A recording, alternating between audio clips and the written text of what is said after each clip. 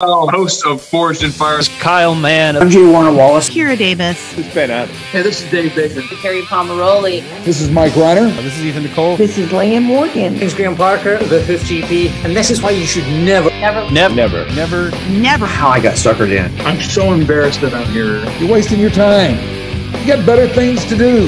Never listen. Those darling, yummy Reverend and the Reprobate.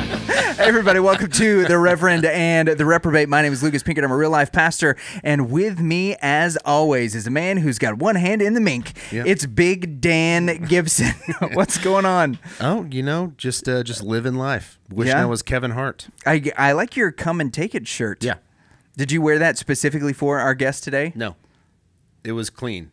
It was clean. It was on the clean morning, pile. And I had never seen it, and I went, "Oh, this is a new shirt. I'm taking it." You've never seen it? It's already got a hole in it. Yeah, I don't know. I don't How know did where you do it came that? from. It's if I asked Heather, she'd probably say that's my shirt. Yeah, like likely. I wear her shirts all the time. I don't care. That doesn't work in my house. Also, women's shirts are softer, so like they are. Well, right now, all my wife is wearing. I have no problem wearing a Little Mermaid shirt. That's so comfortable. here's the thing: I don't want to wear maternity shirts, nor do I want to wear nursing shirts. So my wife's wardrobe is off limits for me now. Yeah, yeah, that's understandable. You're gonna. That's not what I'm talking about. Thank you. Like in the next phase of life, nursing wouldn't really work. I don't need anything that's flowy. That encourage. Hey, Camden, you interested in this conversation? You're just gonna keep yawning in the microphone. Sorry, I tried to hold it back, and Well, today's guest, back on the show is the Mink Man, Joseph Carter. The man, the mink, the legend. So you first showed me the Mink Man when I was post-knee operation. You were cooking me steaks. I've been obsessed with trying to ruin my cast iron skillet. Years. And making sure that I had the proper about the amount of. already. Quit bringing it up. That's you that always brings it up, not me. Anyway, if you guys want to check out the Mink Man, we got links to all of his stuff in the show notes. Joseph Carter is he's got 1 million subscribers on YouTube, and he's an exterminator that uses natural forces to exterminate, i.e., the tiny little balls of hate known as the American mink. His channel is absolutely amazing. He's loaded with tons of information. He talks to us about hunting the mink, his new exclusive club that you can be a part of with that exactly. It's called the Mink Man's Exclusive Club. Yep. As well as a couple of tips for training your dogs if you're wanting to do some things with some working dogs. It was an overall fun interview. Great to catch up with him. Oh, and how to handle the loss of a pet, which I think for a lot of us through our lifetime will end up experiencing. He recently went through that and does a great job of kind of talking through it. So it's an awesome interview. You got Lastly, something? is we get a little teaser. Yeah. Oh man, we almost forget it. If you almost forget it. Thanks, Dan. It's your memory that keeps this show on point. If you I get one, and then I get one, and I go immediately to him. You know, if you would have forgotten. So we've got a huge announcement that is going to be coming on May the 4th. So you want to make sure if you're not following us on social media or Instagram or YouTube, all that stuff, we've got a Linktree link in the show notes. You want to make sure that you check that out to follow us. There's going to be a big announcement that happens on the weekend of May the 4th. We would love to tell you more about it, but we can't until then, so make sure that you're by the channel. 6 p.m. Central Time, we're going to be launching something really cool, so make sure that you got the bell ding so that you're getting notifications. You can be part of this major station announcement that's happening then. But without any further ado, Joseph Carter the Mink. Sweet Clean Dan Lilly. On today's program, we have one of our very first guests is returning. This was the guy that I think for you and your kiddo was the first we have arrived moment in our podcast was to get on this true man, myth, and legend. It is the master of the mink, the inventor of the new sport known as minkenry, and author of the book, which henceforth that name proliferates into perpetuity. It's Joseph the Mink Man Carter. What's going on, brother? How are you? Pretty good. How you guys doing? We're fantastic, man. It's great to have you back on. It's been a couple of years since we've gotten to talk to you. A lot of stuff has changed. Your channel has just blown up, over 1 million subscribers now on YouTube, which is a pretty, incredible feat. I think for anybody. Pretty good. Yeah, you got your big cool play button. I guess more than anything, I want like the update, because so many things have happened. What's the high level, like what's been going on for the last 19 months and some change? Let's see. It's kind of just business as usual. I'm trying to think of anything exceptionally different, but yeah, life's good. We've been catching rats. I guess we beat our old record. I guess that's something. So Okay. Our previous record, I think when I talked to you guys, was like 412 or something like that. Is that sound? I don't know. Why would that you was guys have about that memory? no, that is about right. That 400, it was just over 400 was your previous record. Yeah, so we beat that this fall, and I think it was October, if I remember right. We got 515 rats in a day. And the craziest part was that was all in one shed. That's what I was about to say. So What? it was all in one little tiny enclosed shed. So I think what had happened, to be honest, I don't think they were all there to begin with. I think we were catching refugees from other places on the farm. So we've been hitting this farm for, I'd like to say at least 3, maybe 4 days ish. And, we'd hit one spot, catch a whole bunch of rats, hit another spot, catch another bunch of rats. And as you do that, rats escape here and there. You never really know how many escaped. We're pretty efficient with the number of dogs we have and the mink combined. Not very many escape, but that doesn't mean that other rats in other areas aren't basically hearing about what's going on in other places and moving. Right. So I really feel like what had happened was all the escapees and the rats who caught wind of what was going on early on all moved into the same last stronghold, because I just can't imagine why that many rats would be in one stinking little shed, the size of a regular bedroom. Like, it really wasn't that big. Now, one thing that made it advantageous for them was they had a floor. So most of the sheds and stuff we were working on didn't have floors, but it did have a wood floor. So there was a nice gap that they could all just congregate in.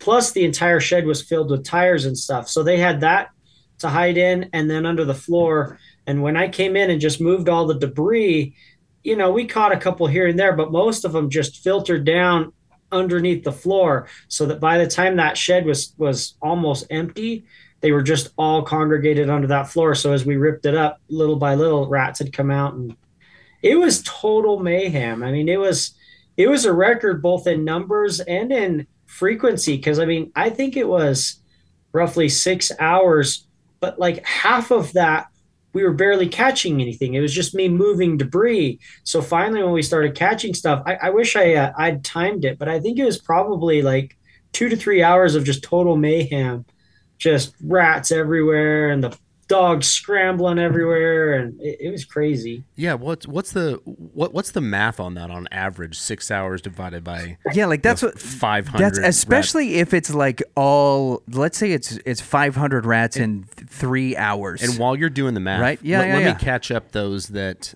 it's been a couple years, and for those that don't know, and I'm gonna do my best to sum up, what we're talking about here. Keep me honest, please. But let me sum up. Yeah, let me sum it up real quick.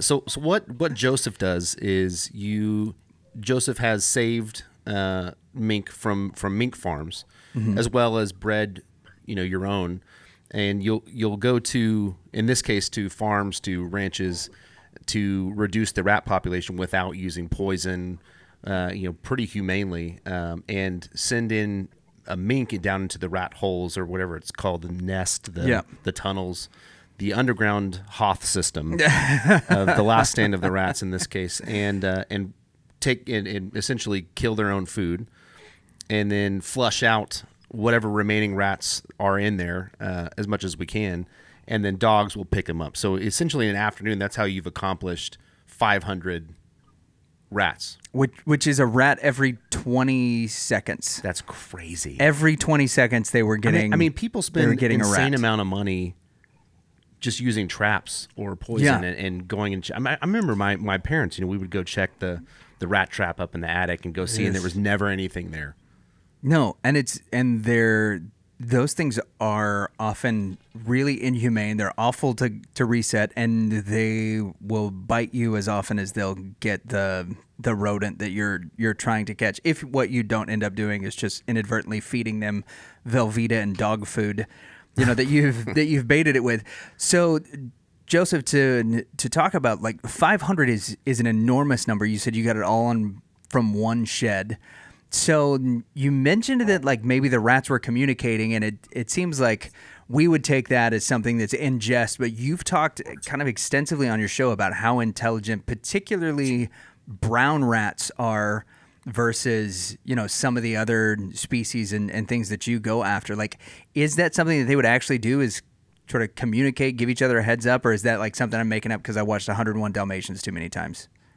I don't know that they would really communicate with each other necessarily as much as figure out what's going on, right? So just like, you can imagine mayhem going on the next door neighbor's house. They don't have to necessarily be telling you, hey, we're getting into a big argument. There's an argument going on over there, right? Like, right, yeah. So I don't think it's necessarily conscious communication where they're like, saying, hey, George, avoid this place.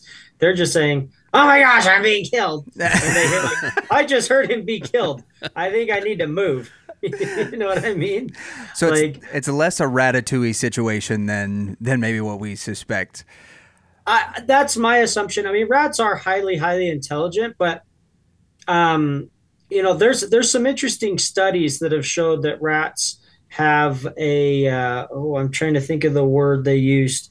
They have a sense of, I can't remember it's some big technical word, but basically the rats can feel empathy for another rat and things like that. And they've showed some interesting studies about that. But I'm like, man, if they feel empathy for other rats, why do they like to eat each other so much? Yeah, they eat their own They're young, actually right? Weird, horribly vicious towards each other. So these studies are quite strange to me because it's like if they have so much empathy, then are they just sadistic? Like, okay, I feel bad for you, so I'm gonna eat you. Like they are vicious towards each other. They literally, you could have unlimited supply of food and throw a dead rat in there, and they will eat the rat first before they go back to the other normal food. What? And and they love to kill their offspring or smaller, weaker rats. They absolutely love to feed on baby rats. And to the point where they'll control their own numbers. So the females, if they have a nest, they either have to be a real big, rough, tough rat and beat off all the other ones from eating their offspring, or they have to leave the area and go somewhere where there isn't such a high concentration of other rats so that they could safely raise their young. Because the minute they have it in a highly concentrated area, boom, the babies are dead so fast we can't even find them.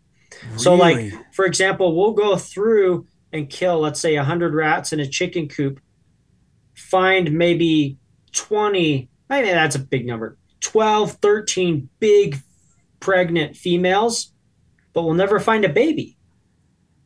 How is it there's 100 adult rats, 10% to 20% are obviously pregnant females, yet there's not a single baby in the place? It's because they eat them so fast you can't find them.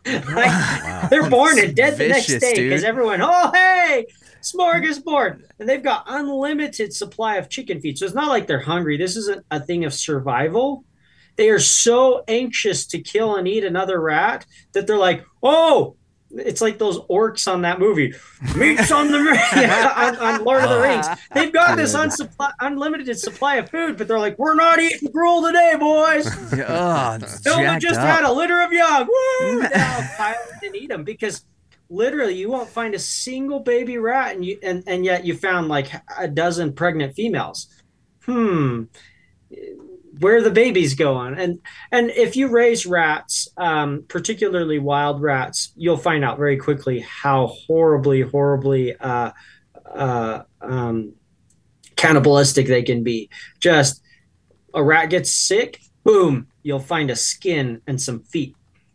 Right? One gives birth and you didn't properly separate them, boom, they're all on it eating the babies. So it's anyway, sorry, I'm going off on random tangents here, but basically I don't understand that study that shows that they have empathy feelings for each other when they're so anxious to kill and eat another rat. That's so weird. Empathy in rats that are in studies in nice college. Yeah. The college rat versus... It almost makes it seem like they're kind of like, no animal is evil, right? They're just doing what it takes to survive. I don't really see animals as being good or bad. Like, that's a weird, ridiculous category to put animals in. But if they really do have empathy and then they turn around and eat another rat just because it's their favorite delicacy, not because they're hungry, it's borderline evil if they really do have empathy. Yeah. That's so bizarre. But maybe it is. Maybe the rats in the studies. They're overcoming their basal empathy just for a real good piece of brain. It's the city rat versus the country rat. Yeah. I was going to say that maybe it's the domestic rats because they have changed rats in domestication. Yeah. So if they're studying domestic rats, a domestic rat is a different animal than, I mean, they're the same species, but they've been changed enough that they're a different animal. If you put a domestic rat in the middle of a field and go for a walk and come back, he'll still be probably in the middle of that field. They're just programmed differently than a wild rat. They've lost a lot of their instincts for survival, which obviously getting out of the middle of an empty field would be a good idea, right? If you're a small prey animal. So maybe we've somehow, I don't know why I said humans have somehow altered them enough that maybe they're a little more caring than the wild rats. You mentioned something kind of like this last time you were on our show because we asked you, like, and it's a question that you get often, is like, what's the difference between the ferret that I got from the pet store and the mink that you're using to hunt rats with? And one of the things that you mentioned is that, like, ferrets came from the polecats and they have kind of had a lot of that sort of predatory instinct bred out of them over time as they've become domesticated. And so essentially what you're saying is that, like, domestic rats or lab rats have had some similar things happen to them where they've kind of had some of those survival things sort of bred out of them. Yeah, you want a cuddly pet, not a pet of razor wire. Yeah, you don't need something that's trying to eat you all the time. Yeah. Well, not only is it easier to handle and they're more enjoyable, but also you can cram them all in the same cage without them killing each other. Yeah. So there's going to be aside from them being more pleasant to be around, you can also get away with less careful handling. I don't mean handling, I mean housing. There you go. Because, like, if you're breeding wild rats, you got to remove that female from the males most of the time because the males are more likely to go in and kill those babies really quick. And other females might do it too, but the males are more likely. Whereas in domestication, they're like, hey, that male killed the babies. He's gone. We're not breeding him. Hey, that male didn't. Oh, he's our go-to breeder now. So there's obviously a lot of selection for anti-aggression towards each other, and especially towards the offspring because they're such easy targets. So I'm sure that I know that for a fact that has been changed. It's common practice in breeding feeder rats for snakes or other reptiles that they'll just leave the male in with a small group of females and they're all happy and have babies. If you tried that with wild caught rats, it would be very hit or miss, and mostly miss. It would be that didn't work, that didn't work, that didn't work, that didn't work. Oh, hey, look, that one worked. He didn't kill all the babies. Hooray. So whereas it's the other way around in domestic rats, it's like he was fine, he was fine, he was fine, he was fine. Oh, we got a bad egg. He killed all the babies off with his head. So they obviously have been changed. How that would affect that study, I have no idea. Yeah, it's one of those things that's, like, fascinating to kind of talk about. Now, I want to switch gears just a little bit if Danley will allow it. I'll proceed. Yeah, okay, thank you. So within since we've talked last, my family trains hunting dogs. We train bird dogs. German short hairs are the typical breed that we use. Every now and then we'll mix a poodle pointer in there.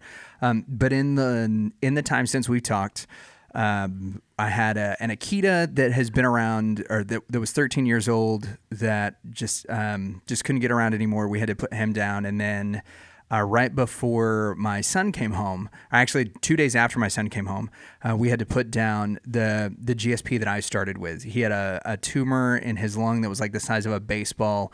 He'd stopped eating, and we were trying to figure out what was going on. And long story short, we take him to the vet. They did a couple of scans, and whenever they did the lung scan, they were like, "This is it. Like he seems pretty healthy, but he's not eating because he can't." So, in the course of the last probably 8 to 10 years, since we've been training hunting dogs, one of the things that has been really difficult for us to make the adjustment of is when to retire an animal. Like when it's no longer good for them to be out in the field, and then also when an animal reaches the end of life and they either have to be humanely put down or they encounter an accident, which we've had with a couple of our animals, got loose in a field or got bit by snakes or those kind of things, then there's nothing that we can really do for them.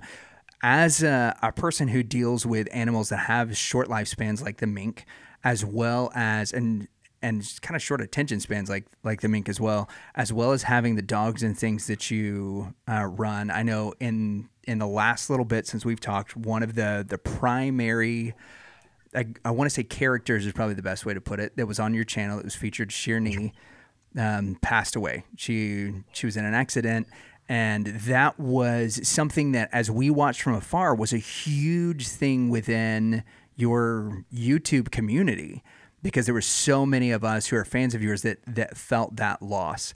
How is it different as a trainer experiencing those kind of losses versus now that you have this YouTube community where you've got 1 million subscribers and your videos are being watched by millions of people, to see the way that those losses affect the YouTube community that you started? What's that been like for you?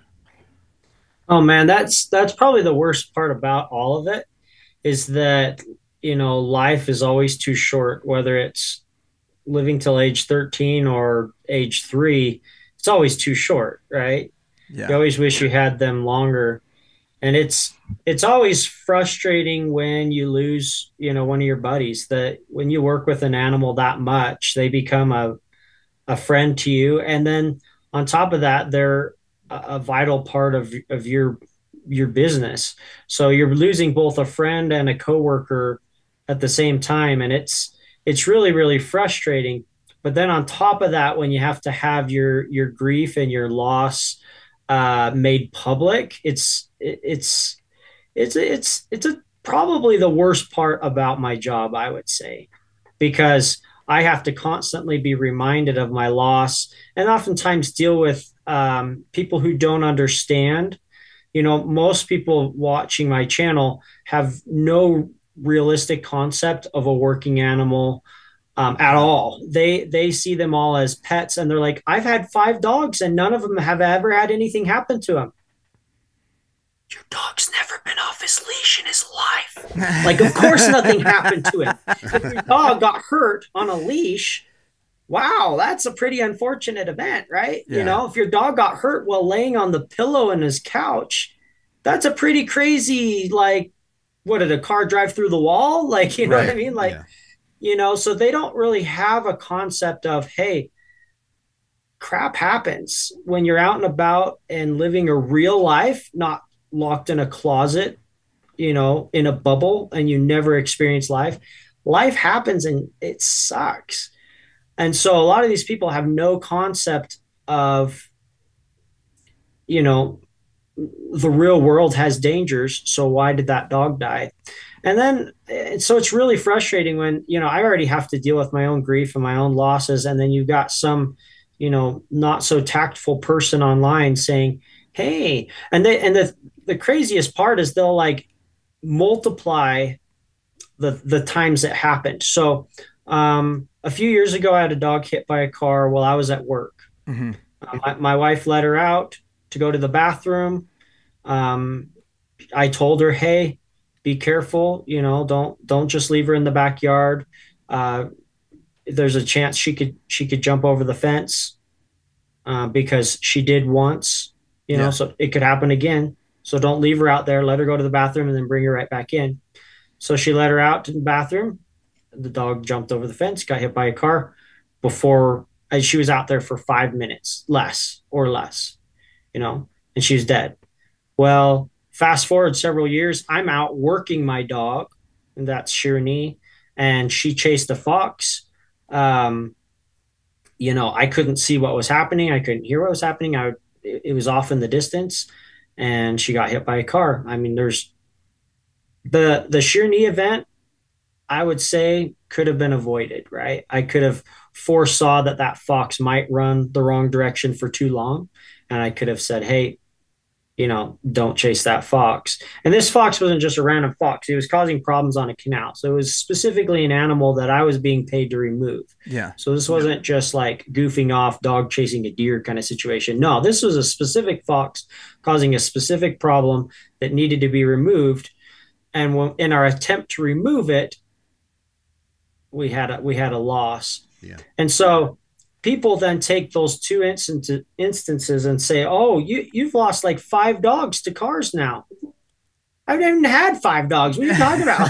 That's all the dogs I've ever had in my life, you know? Yeah. Like they compound an unfortunate event, blow it out of proportion, and then even if it was a reoccurring problem, you don't think I noticed that? Like, this is my livelihood.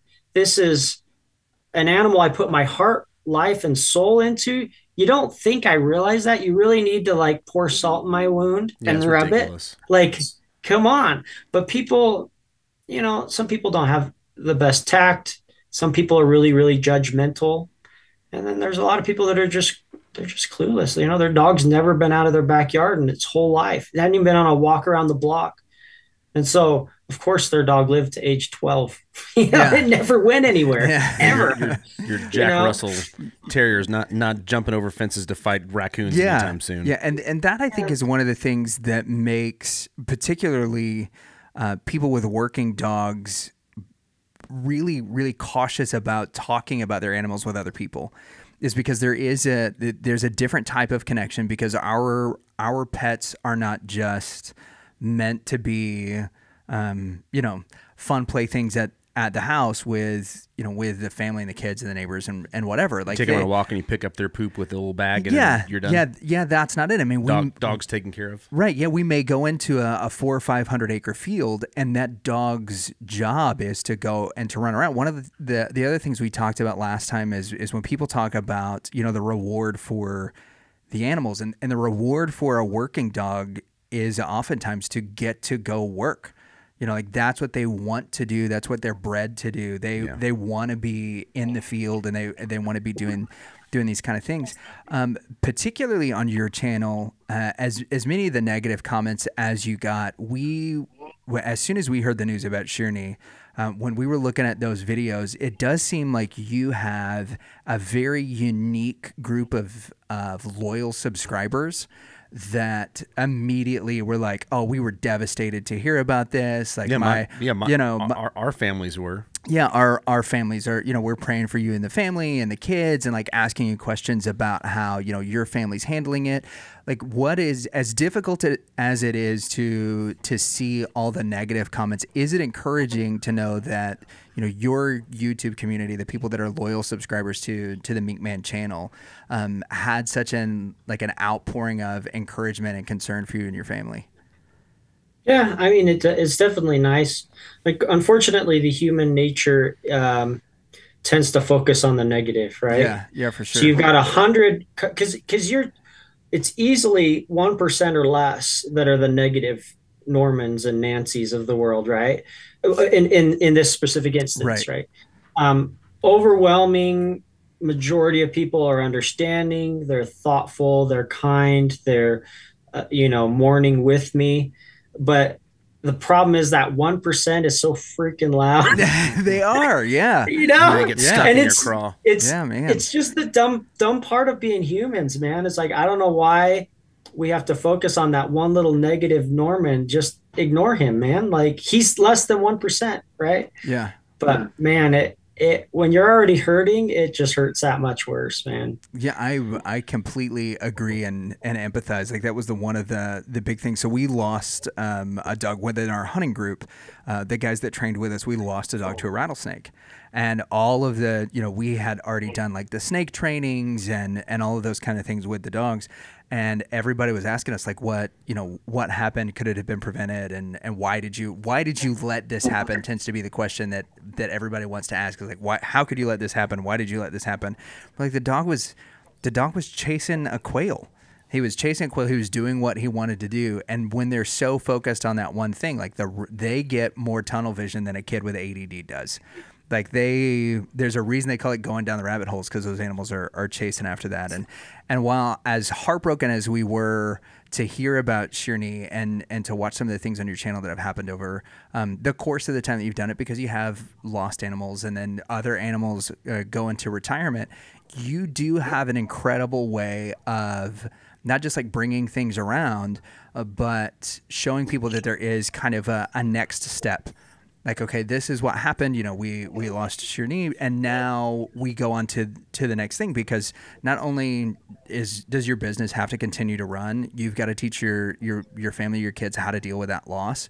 And now you have to figure out, with this incredibly talented animal, how you fill in the gaps that are left by, as much as she was a friend and a companion, a vital part of your business. So whether it's losing an employee or whatever, how do you start to sort of refill that role, whether it's an animal that retires or a loss of an animal? What's your process for refilling a role whenever something like this happens? Well, the hope is that I've already done that before the loss. Okay. So it's harder when it's a young animal, because obviously you expect to be around them for at least a while, right? And so sometimes it totally catches you off guard, and you're just not prepared, and you're basically trying to figure it out on the spur of the moment kind of situation. Well, not really a moment, but but other times. So for example, I've got a dog named Boss, and he's 5 years old now, and he's starting to he's still fully at his prime, but he's far enough that his prime could be disappearing at any point. Yeah. Could be next year, could be the year after. It could be now already. I just haven't noticed. He's at that point where he's starting to see the other. It's like a midlife for a dog at 5 years old, right? And they might live to 12, yeah. But usually a 10 years is a long working life, right? Yeah.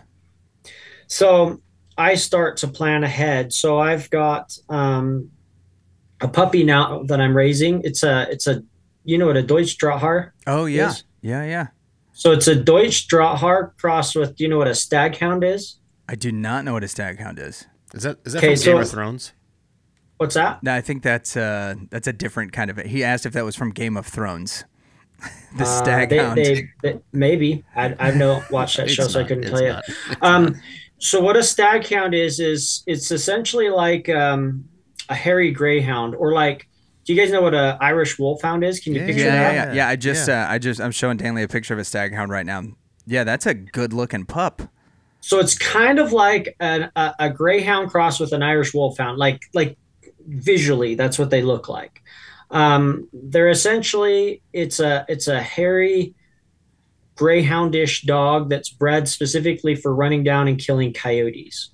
And so it was created here in the US, obviously, or in the Americas. I guess you got to include Canada, but and Mexico possibly. Basically created here in North America for the specific purpose of catching and killing coyotes. So they've got to be really fast. They've got to have good vision, and then they've got to be durable enough to run across whatever crazy terrain a coyote's running in, right? Yeah. Which, depending on the country, could be a nice plowed field, or it might be rocky, brushy crap. It just depends. And then they need to be gritty enough to handle the teeth of a coyote, because he's not going to go down without a fight. So that's what a staghound is.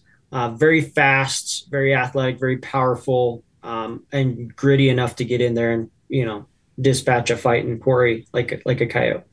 And then a Draughtar, for those of you who aren't familiar, if you think of a German wirehair pointer, most people are familiar with them. Yeah, a poodle pointer or something like that. It kind of has that same sort of look to it. Yeah, they have the same ancestry as the German wirehair pointer. They're just the German version. So Americans have changed the German wirehair pointer into their own version of that breed, whereas the Deutsch Draughtar has continued along the same lines as the original German wirehair pointer, whereas Americans have kind of altered it to some degree. They haven't altered it as strong as the GSP, though. The GSP is really a totally different breed. They actually have, I don't know how well you know the history on that. And this is a hidden history, so people are going to argue this isn't true, but it's very clear. The GSP is a cross between the German short hair pointer and then the English pointer, with mostly the German dog, and then they've bred it for American purposes. Most people argue that's not true, but there's colors that are very English pointer and are non-existent in the German dogs that are in the American dogs. Also, the working characteristics have a very obvious mix between the English and the German dogs. So it's very plain. You don't even need to do a genetic study. You just have to open your eyes. Yeah, and a lot of the German dogs are much bigger.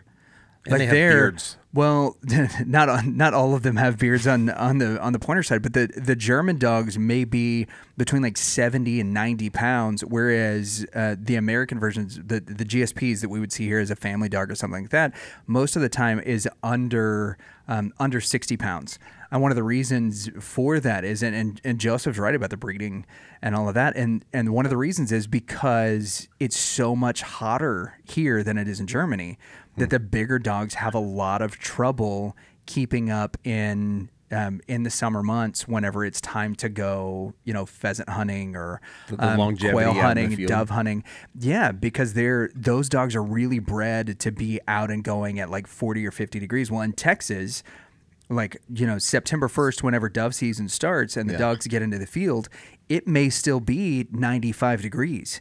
If you're trying to get a dog that's 75, 80 pounds to run for 2 or 3 hours in that kind of heat, you're going to put the animal at risk. Whereas a 40 or 50 pound dog can go out, do it, come back, rehydrate really quick, and then end up back in the field. I think that's a stellar observation. You're right. It's one that is often argued, and one of the reasons why so many of those breeding lines are so well protected is because they're looking for certain characteristics without looking too far into the genetic background as to get the ire of the AKC up whenever they're trying to do things. They really should just change the name. They're a totally different breed. They're not the same. Even if they didn't use any crossing, let's pretend that argument's true, which is obviously false. But let's just. I love to pretend. Devil's advocate. Let's pretend they weren't crossbred. Well, they've been bred to such a different standard for so long. They're a different breed at this point. Yeah. They should be called the American Shorthair Pointer. That's what they are. Which I would love. They're a different dog, bred for a different purpose. That, like you said, they need to be. I think part of the smaller size isn't just the heat tolerance. It's also the fact that they're bred to cover a lot more country than the German bred. And I can never remember how to pronounce it. The Kreuzhaar or however you pronounce the German version. Yep. They're bred to not only be, like you said, more heat tolerant, but to cover so much more country. They need to be a smaller, lighter, quicker, longer ranging dog to fit our needs. And that's why they were tempted and snuck in the little English pointer, because the English pointer had things that we liked. The German pointer had things that we liked. Get a nice little mix of the two. Obviously, it's more heavily German bred, but how much we'll never really know, because no one will fess up to the fact that they're crossed. Well, not no one. A lot of people won't fess up to the fact that they're crosses. A lot of people agree. They're like, oh yeah, it's totally a cross. But then you'll have people who but not on paper. Yeah, no, it's not. And also, we won both of those wars against the British and the Germans, so we get to call the dog whatever we want. They should be the American short. I mean, you look at pit bulls, right? They call them the American Pit Bull Terrier. They came from England and Ireland. Yeah. Like, why were they so quick? But I mean, at this point, it makes sense. But like, they were calling them American Pit Bull Terrier. Like, a long time ago, and they're like fresh off the boat. So like slap American tag on it. How did you guys do that with the pointer? Rebranded. Slap your American stamp on the Welcome to German our dog short hair. relaunch. It's an This is- American short hair. Don't call that thing German. We changed it so much. It's not German anymore. It's all, Anyway, it's all about so, branding. sorry, that was a long old tangent, but basically the dog I have is the German version of the wire hair, Right. the Deutsch Drahthaar, which is bred to a very high standard, very strict breeding. Whereas the American version, you can pretty much breed whatever you want, as long as it's purebred. It's the German wire hair. The Germans have a very staunch, hey, you have to pest test A, B, or C, or you're not a Drahthaar as far as breeding is concerned. You can't reproduce. And so they have a very tight hold on what breeds, which makes for a very, very serious working dog. Yeah. And so the Deutsch Drahthaar crossed with the Staghound, basically the idea behind it is you want a dog that's a lot faster and more athletic than a Deutsch Drahthaar, with a little more killing instinct, which the Drahthaar should have, but the Stag will up that. And then the Drahthaar adds a lot more durability, nose, and cold tolerance with their, being a retriever in addition to a pointer, a lot more cold tolerance and liking of water. And the thing that I love about it that she has is that German dog mentality. Sighthounds in general tend to be very sensitive, human sensitive. Yeah. Like Quarry, not so much. Yeah, I'll get in there and kill that coyote. And then you say, Jim, get over here. Oh, he's mad at me. His fault. Is mad. Like you have to walk on eggshells, because if you say their name at the wrong tone or volume, they're like, oh, he's mad at me.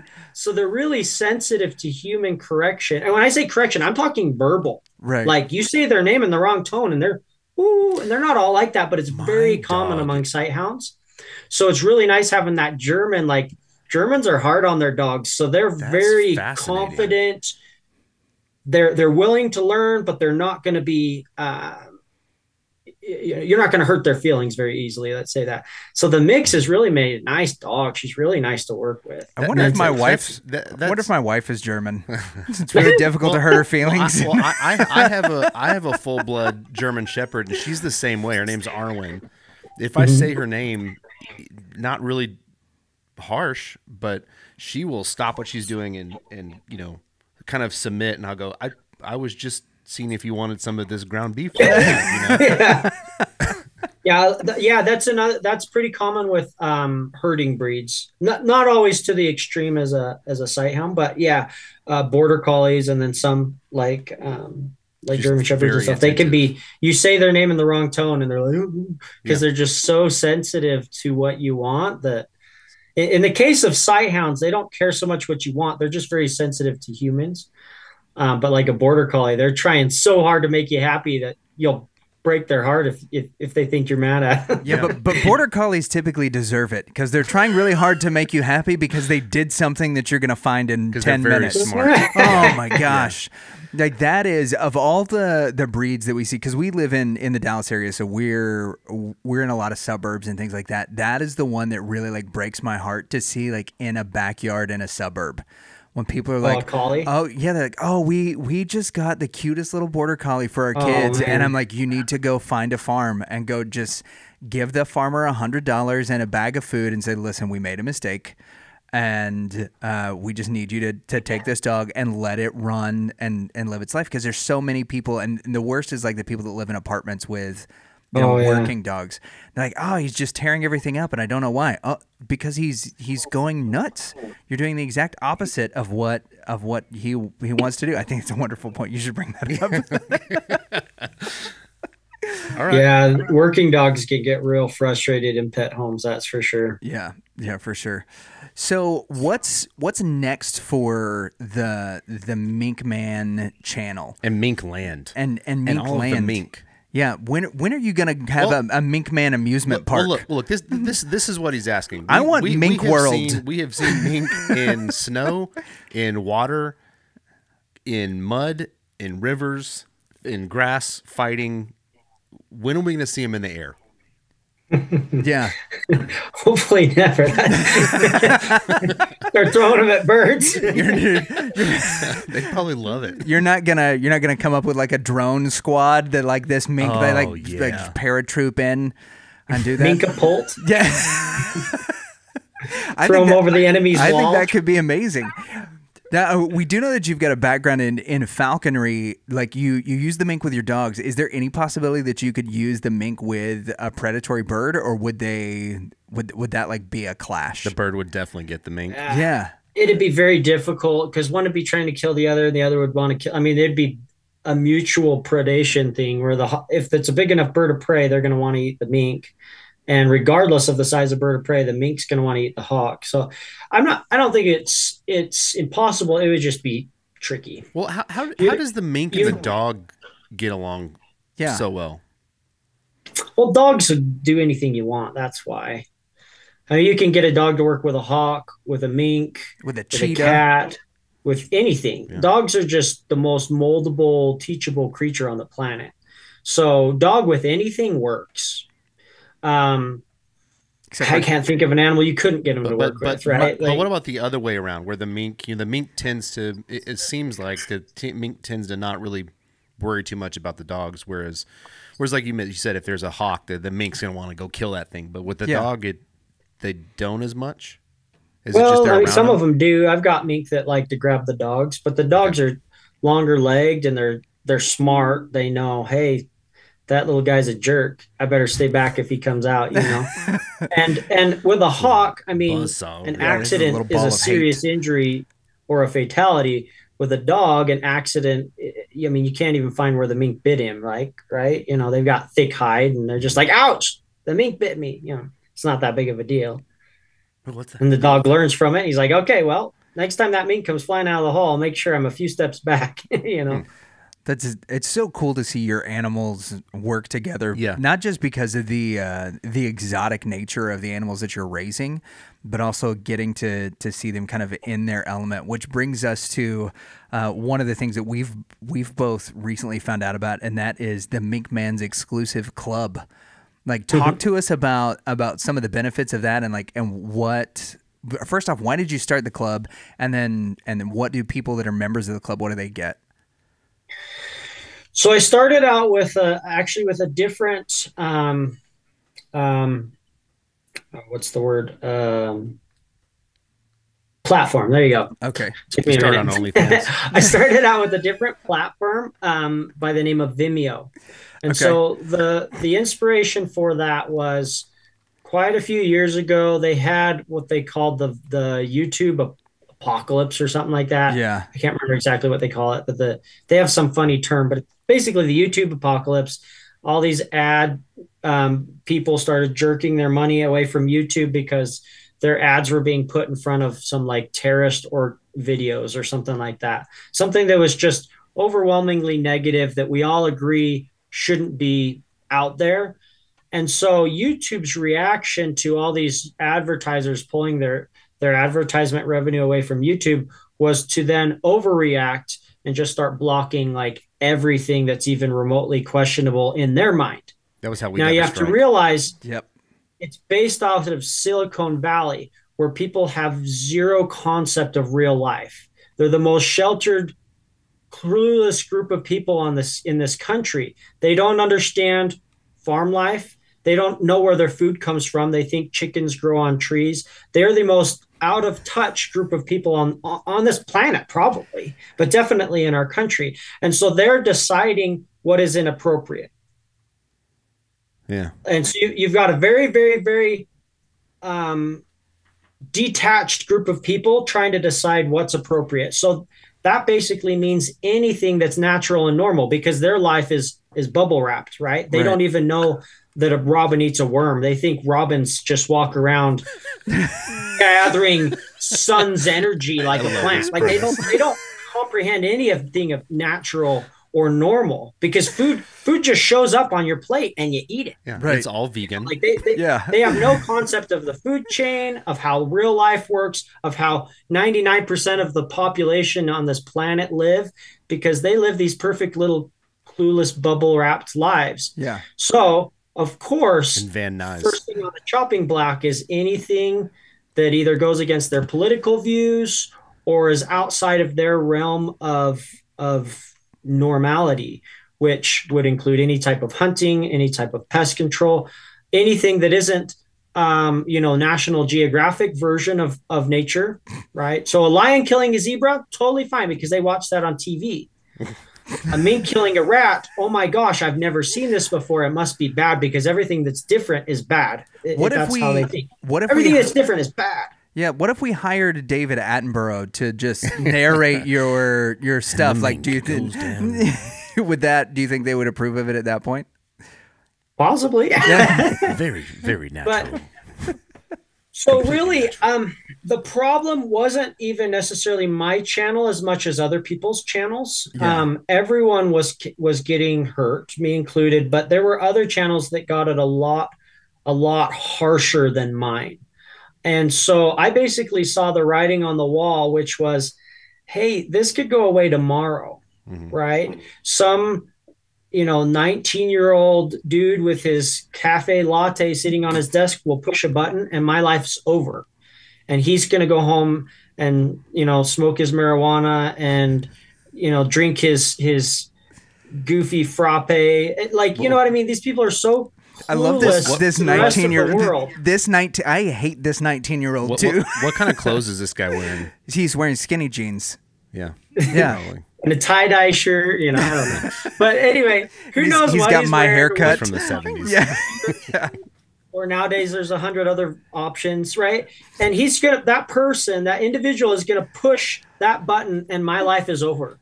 Right. No one else is going to look at it. No one else is going to be like, wait a minute, really? No, there's no one I can even call. I can't even get on the phone and be like, hey, your guy made a mistake. No, I just have to suck it up and my whole livelihood's gone and I've got to go, start over a new, different kind of business, So I saw the writing on the wall that could happen at any moment without any chance of redeeming myself. And so I said, well, you know what can I do? So first thing I tried to do was make a new YouTube channel. I was like, you know what? If I have 2 YouTube channels, then maybe they'll cancel one and the other one will be okay, right? Yeah. And that one got closed before it was 2 weeks old. What? Like they just blocked. I'm like, whoa, that was scary. So I'm back to one YouTube channel. Fortunately, it was the new one they discontinued. Yeah. Which only had like 1,000 subscribers or whatever, so it didn't really matter. So I was like, man, YouTube is even sketchier. And I realized, so I thought, well, you know what? Let's create a totally different company unrelated to YouTube. Let's on a different platform. Let's create some videos where people could come and watch them. So I tried to find a platform that was like YouTube that could just be free and they just put on advertisements and things like that.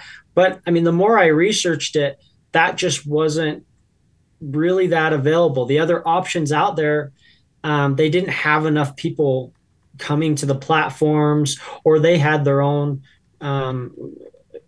goofy standards in place or whatever. There's just nothing that was really going to work. So finally I started looking at, okay, well, what about if they pay a subscription and watch my videos there? And I found Vimeo. It looked like it was going to work good. I did a bunch of research. But just like dating a girl doesn't really teach you what that girl's like until you marry her. Oh, you ain't kidding. I found out after marrying Vimeo that there was a lot of user-friendly problems. It just wasn't very user-friendly, and it was kind of like a bad marriage. I have a wonderful marriage, so I can't really relate, but I see other people who have frustrating marriages and relationships. It kind of just got worse with time. The longer I had it, the more I found, for example, they order the videos oldest to newest, which is fine when you have 10 videos, right? You just scroll down to the bottom and watch the newest video. When you have 350, 400, I think I'm at 400 videos, they've got to scroll through 400 videos to find the newest video. Oh, that's a beating. Yeah. So anyway, it just got, as time went on, I was like, man, I got to find a different platform. And I, of course, put it off because it took so much work to get onto the next one. Right. Finally, I was just like, I can't take it any longer. So I found a new platform, and it's Mighty Networks is what it's called. And I created the Mink Man's exclusive club. And what it is, the Vimeo channel is great, and it's just exclusive videos that I don't put on YouTube. There's different kinds of videos. So they might be too graphic for YouTube. They might be too personal for YouTube. Like I'm showing, I show my family on YouTube a little bit here and there, but I try not to make a habit of it and like my little girls in every video, right? Mm-hmm. Because it's a little too big of an audience to be comfortable with, right? Yeah. I'm not so private as to never show my family, but I don't want them appearing in every video, right? Or even half of my videos or a third of my videos. It needs to be an occasional thing. So with Vimeo, I don't have to worry about that. I'll put them in whatever. I'll have a video of just my little girl's birthday, which some people are like, well, that's boring. I don't care. Yeah. But like some people are like, oh, that's cool. The mayhem? You know, right? Some people are like, oh, that's cool. I want to see, you know, how she's doing. And so I have more personal type footage, which could be family. It could be animal personal too. I'll show behind the scenes training that I don't really show on YouTube. I'll show behind the scenes, like, maybe there's nothing private about it. It's just like, I don't think YouTube will even appreciate this. It's just, you know, here's my dogs playing in the backyard.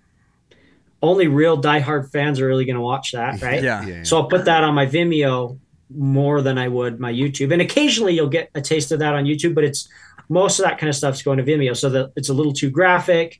It's a little too personal, or it's just something I don't think they're going to get super excited about, but I think it's a cute video. So I throw it on. Well, once I learned that Vimeo had these frustration things, I also realized I wanted to have more of a personal platform that I could really communicate with people, which Vimeo didn't have, and that I could share things other than just videos, like pictures, tell stories. Like there's times I go hunting when I don't have a cameraman, or I have the cameraman and he's looking the wrong direction, and so he misses everything, or it goes in a hole and he can't see what's going on, and I climb up there and I could see it, but he can't. You know, I mean, weird things happen that just don't get caught on film. And it's a cool story and it's exciting, and I want to tell everyone, and there's no way to tell them, right? So Vimeo or Vimeo didn't give me that ability to use that. But my new Mink Man's exclusive club, I can write a whole story and be like, hey guys, or write an explanation. Someone has a detailed question, I can write it, and everyone gets to see the answer, not just the one guy commenting on my video. Everyone gets to see the answer of why I train my mink this way, or dogs this way, or what really happened to Boone. How did he get out? You know, whatever the question is, I can go into all kinds of detail and write a small book. And so I've that new Mink Man's exclusive club has allowed me to add so much more than just videos, the pictures and the stories and the deep explanations. And in addition to all the new cool videos that just will never get on YouTube for all the different reasons I mentioned. So the original purpose behind it was to give me a backup source of income in case YouTube went away. And I mean, that's really what it is. At any point, YouTube could be gone. I might log in tomorrow and it's gone. But that my exclusive club will be there to help us to be able to continue to do what we do. Because I mean, really making these videos is not only very, very time consuming, but it's expensive. Like I have to pay someone to help me with editing or to help me run the camera. Sometimes I'm lucky and my wife can run the camera, but other times she can't. And so, the minute that income gets reduced to a point, I'm just going to have to either discontinue it completely or back off significantly, one or the other.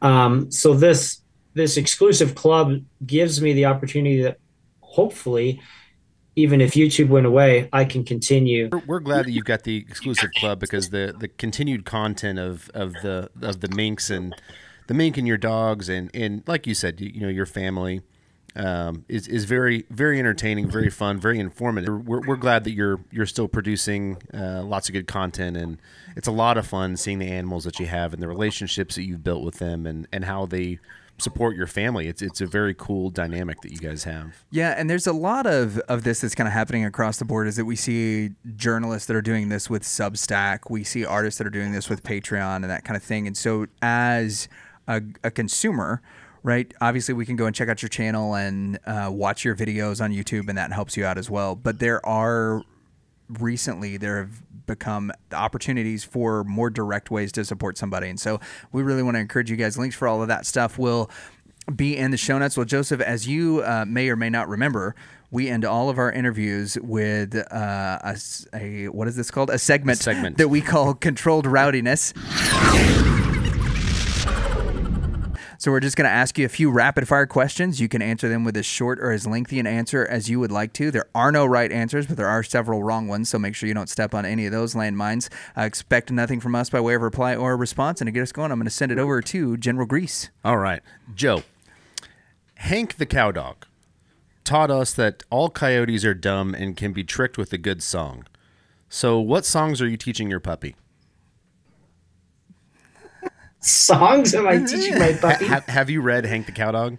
Yes, I read them as a child. So yeah, it's definitely a silly question. Yes, but do you think that how many coyotes do you think your puppy will be able to take on? And what songs will she use? One at a time.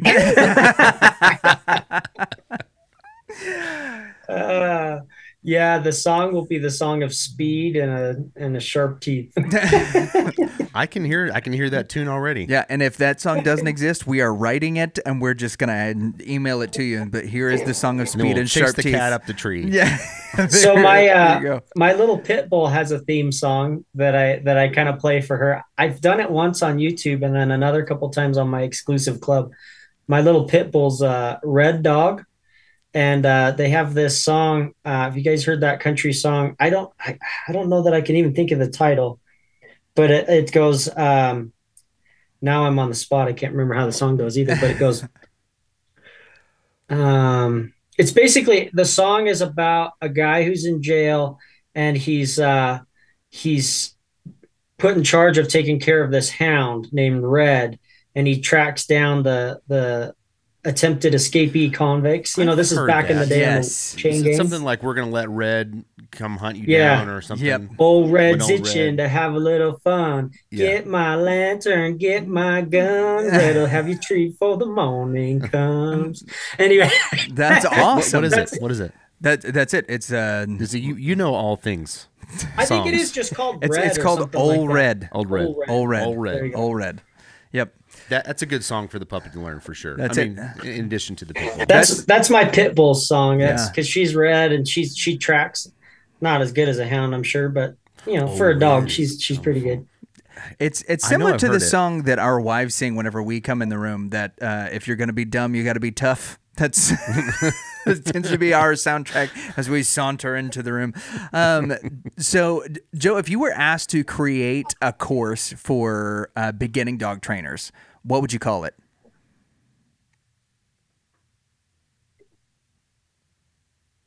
How to not be trained by your dog. Oh, okay. I like that. I like that too. Yeah. Both Lucas and I both just finished. I'm almost done. Yeah, getting pretty close. Stormlight Book 4. I am curious that the reason I'm bringing this up is Brandon Sanderson is the author. In it, we find out that this fictional world has mink in it. Specifically, that was brought up. That it's this fictional world with all these crazy other different animals, but there's mink here. There is mink. So number one, have you heard of Stormlight? Of the Stormlight Archive? No. I have no idea what this is. A book? What is it? It's a book series. Yeah, it's a book series. Yeah, and it's I think it would be considered like high fantasy.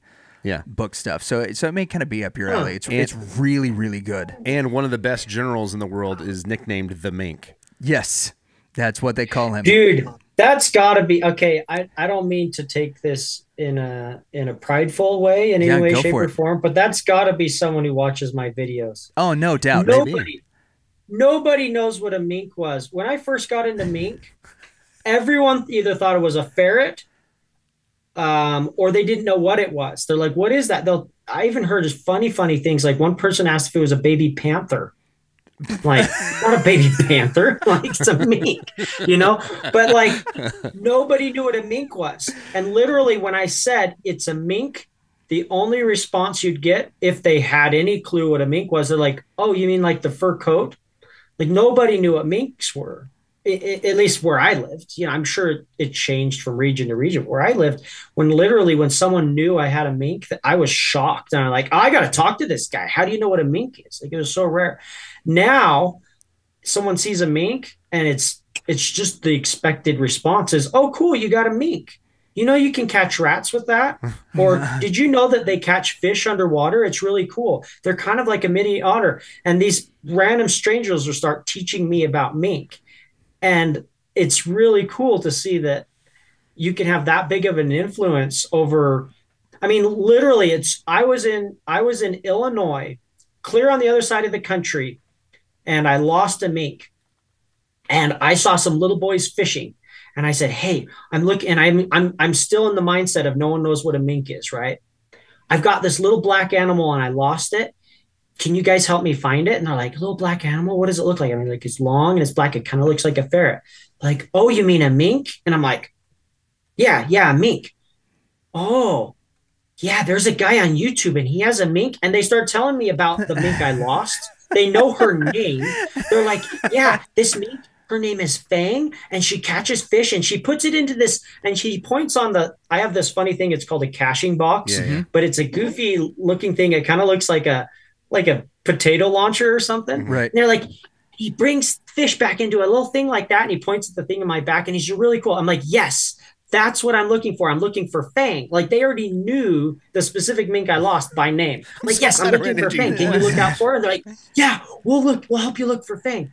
And so, anyway, there's no way someone randomly wrote this book. I shouldn't say there's no way. That's not true. Well, but that's unlikely. Someone wrote this whole book and not have watched my channel, because it's crazy. If we ever have Brandon Sanderson on, we will definitely ask him if he's aware of the Mink Man. Yes. Yeah, because I think there's no way that he isn't. I think so too. Yeah. Joseph, man, we can't thank you enough for the time. We appreciate you coming back on the show. Tell our audience where it is that they can find you if they want to go follow you. Sure. So you just look up on YouTube, just look up Mink. Most of the stuff that'll come up will be mine. Obviously, Mink Man will take you straight to my videos. And then on the end of pretty much every video I have, right down in the description, there's a link that'll take you to Mink Man's exclusive club. You could go on Mighty Networks and search for it there, but it's easier if you just go to one of my YouTube videos, click on that link, you'll be able to check out my exclusive club from there. Links to all that stuff. Well, it's been a blast, in the show notes. And the links will be in the show notes, as you were saying. Joseph, thanks so much for coming back on the show. The Mink Man. We appreciate it, dude. Thanks so much. Yeah, thanks for having me. Joseph frickin' Carters. Yeah. The Mink Man. The Mink Man himself. Mink Man, back again. Take it, wreck it. Dude, that's fun. Joseph is, he's always great to have on. He's got a wonderful sense of humor. He's incredibly informative.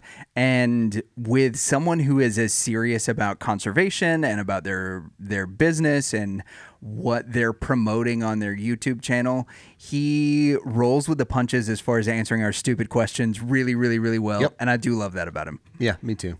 So no, again, anytime we get to catch up with him, I am fascinated with his ability to work with all these different types of animals, and get them to work together and hunt together. And again, I mean, the numbers speak to themselves. You know, when he said he's topped his biggest number in one tiny shed of 500 rats, which is terrifying. Yeah, and it's impressive. Like that shed is my wife's nightmare. Yeah, and you know, none of them were visible when he walked in. I hate that. Yeah, I hate everything, absolutely everything about that. Well, if you guys want to be creeped out, haven't seen it, go check out any of his videos. In addition to rats, they like he had mentioned, they also, you know, he trains the mink. They're semi-aquatic, so they can hunt fish, and he trains them on that to not be afraid of water and how to catch a fish. But in addition to that, there are also bigger animals like muskrats that cause a lot of erosion. That he gets contracts. He gets contracts. He gets contracted. He gets contracted to go and help out with these problem animals. And muskrats are friggin' huge. Yeah, they're massive. But these minks, these little balls of hate, he typically just gets go after typically gets the bulls, the males, to go after the muskrats. The females do too, but the big ones, the bigger they are, they're pretty good at fighting. They want the challenge. Yeah, it's very cool. Go check it out on YouTube. Yep, check out all the links to Joseph's stuff and the Mink Man's exclusive club in the show notes. Thank you guys for watching another episode of the Reverend and the Reprobate. Y'all stay hard. You're keep Lucas. jamming. And I was here. Yeah, and stay hard to keep jamming. And we'll see Have a you. good one. Hi, Tina. My name's Joseph Carter, and I am the Mink Man. And this is why you should never watch The Reverend and the Reprobate.